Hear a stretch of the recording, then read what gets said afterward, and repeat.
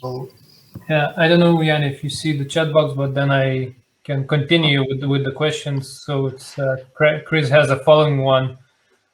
So he says that he sees that it's a browsing map that publishes stories. So in one way, you are correct, Chris. And he asks, what's the process for a new story then to appear here? Yes. Well, I'm hoping, and now it's also because I have not gone through all the aspects of the of my presentation this morning. That it will be possible after the UNISECO project finishes still to submit stories. So the process would be that you would contact WWF and they would add a point on this map representing your story. While UNISECO is still running for some weeks, we could add some stories from some other research projects that are already somehow at the stage, even though I don't know if, for example, LIFT or some other of these projects are interested in exploring a kind of information delivery channel like this. But the idea is that we've created an idea how we could make information of agroecology more accessible to farmers and other audiences. And if that flies, then people keep on developing something based on it.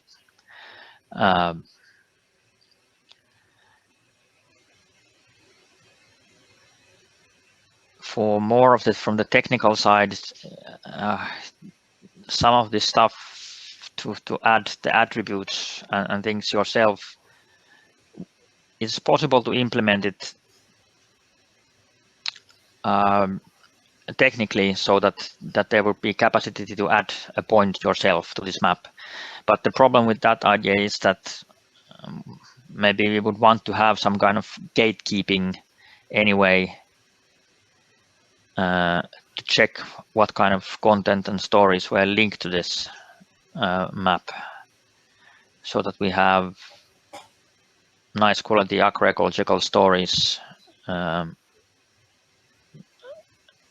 But there is no kind of institutional agreement on how this kind of stuff could happen in the future between the WWF and our project, for example. But as I was explaining earlier, one possibility, of course, is that there will be another research project which picks up the platform and keeps on adding content as they produce it. Now that it's been set up, it's setting up it's not too difficult either, but just adding some information this way is not very complicated. Me and to some degree Justus, we facilitated this story map process in our project, and by design story maps are made so that basically a high school kid should be able to publish one without any kind of training in it. So the idea was that we are using something that is kind of low threshold and could make it possible for using this beyond the project.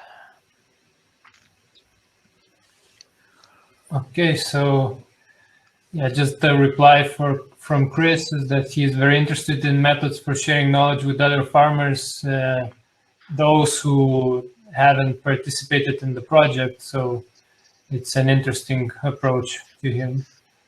So I don't know, I see a couple of more people. Yes, Salvita joined. Hello. So if any further questions for these first tabs about case study stories and about farmer stories or policy stories? If not, we can then maybe move on. If you have something to add, Janja. No, we can of course get back to discussing these points after your presentation. I think there's quite a lot to show in the sustainability tool itself, so we should leave enough time to go through all of that, in particular if there's somebody in the audience who is interested in that side of things. But I think we should anyways move on to showing that if we more or less cover the comments now. Okay. So yeah, I'll be then sharing my screen, and I'll probably turn off my camera so there's more internet for the tool. Let me see. Okay.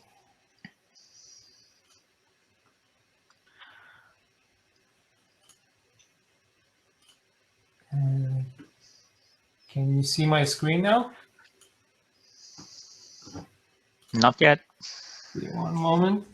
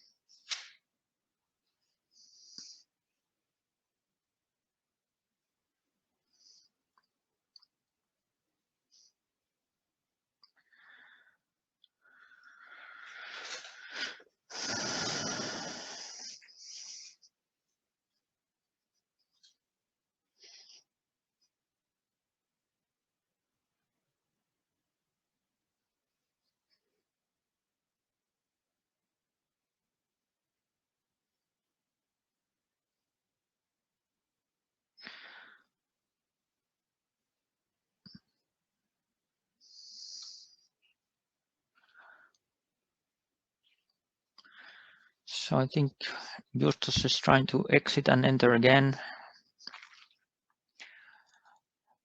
Meanwhile, to Chris, yeah, I was a little bit worried if we are originally overcrowding the tool. Yeah, so it seems there's no more questions in the chat box, but then Chris, if I could ask a question to you, you wrote before that you are interested in methods for sharing knowledge with other farmers. So do you see such an approach a good way, or you see some bad draws? Could you maybe expand on that? And if you want, we can let you in on the microphone and the camera. There's should be a possibility for you to click a request for the microphone and the camera if you would like.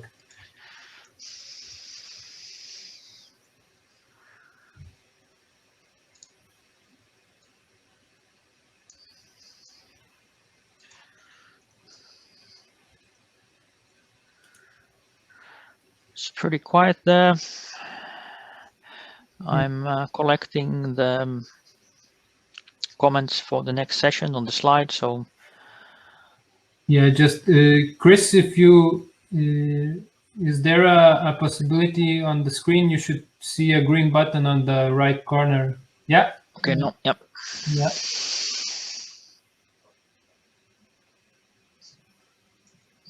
Yeah, we see you. Hello? Yeah. Can you hear me? Yes. Sorry, it took me a few seconds. It was loading.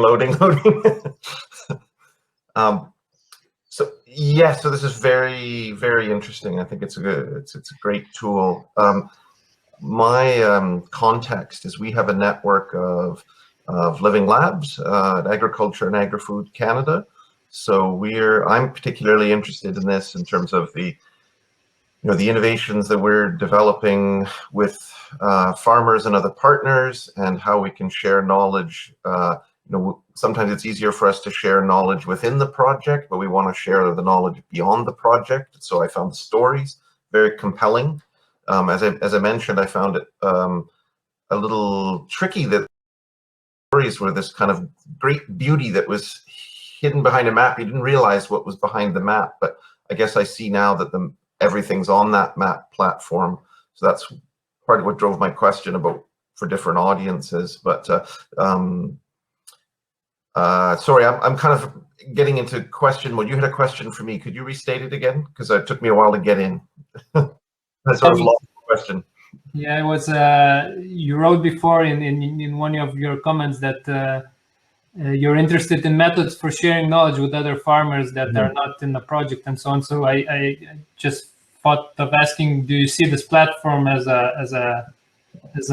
such an opportunity to share this knowledge, or is it a good approach, or do you see from practicalities with farmers that it's not a good method? Or well, I guess I think we'd have to ask farmers first of all, but I do find the stories were, as I say, were quite compelling and beautiful, and would be they're kind of like a magazine view of the information. I think that's very sort of easy to digest. It might be hard to send them to an interactive map to find those things. If someone handed you a magazine, but the way you opened the magazine was through a sort of a map interface, it's not easy to get into. But once you're there, I thought that was really good, and I could see the bits of video, and the layout was very nice, and so I found that part very interesting. I'm interested in I'm certainly interested in the other tool, but again, it's for a different audience. In our context, we'd be interested in looking at the kind of sustainability tool with partners. But then I guess that's what drove my question about bundling the different types of information for different audiences, makes it harder so for instance, if you send this platform to a farmer, you're bundling in a lot of other different types of information, so that the other part becomes a bit of a barrier perhaps. But so like, for instance, I wonder, do the stories have to be in the map at all? The answer to that is no, and actually on our web pages there, the stories are linked directly as such, and they can be shared through just like the typical social media sharing things. So you can tweet, Facebook, whatever, the story directly. Yeah. This is just like, if you would be interested, okay, I have some kind of agro-ecological farming thing in mind, or if I would want to cooperate with some other farms with marketing, can I find a farm from my own region? So I could go on a map and check what kind of stories are already there, and if there would be some kind of synergy. Of course, I have to say that we are a little bit kind of map biased here. This was like from the beginning get-go designed to be some kind of map thing that we're doing here. Yeah. And on top of that, we then have the agro-ecological knowledge hub that was supposed to like provide like a forum and stuff without this map thing. And we are now the kind of map guys here that wanted to make maps also. So. And for the I'm not a map guy, but I work with a lot of map guys. So if I were to, and who I think would be very interested in, particularly in the sustainability tool, when I clicked on that tab, it gave me an ArcGIS login. Is this something I could share with colleagues to have them take a look? I know some people who'd be quite interested, but I mean, they of course have ArcGIS accounts, but I don't know if it would work for them. Yeah, I think we will be just pressing the publish button now. Originally, I was a little bit worried if we will want to share it, if it causes technical difficulties, that we have people for the first time accessing it while we are trying to demo it. But that being said, it is on Amazon Cloud, so it should handle much more traffic. But as you can see, it's not always loading that quickly. So I was a little bit having mixed feeling if to like open it immediately or not. So that's why I didn't yet demand Justus to press the publish button on ArcGIS Online. But I think we could also try it now. That's very simple to make it public, and yeah. Yeah, and just to answer your question, you wouldn't need a just online account to just view the sustainability tool as I showed you. So you could work around with all the things that I did. You don't need an account. So yeah. Okay, great. Yeah, you would need an account only to add stuff, and then that account you would need to somehow, of course, connect to the account that this has been built on, and that is now on the WWF account. So they would need to somehow set up for you in the same group that has the access for this.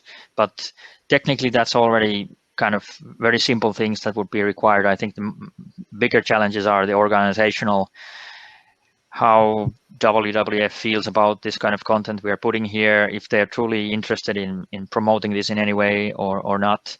And yeah, they have, of course, some interest. This is in their global biodiversity portal, but yeah, we have had a person that was originally part of this process whom we kind of sold the idea that this is great, left the kind of branch of WWF,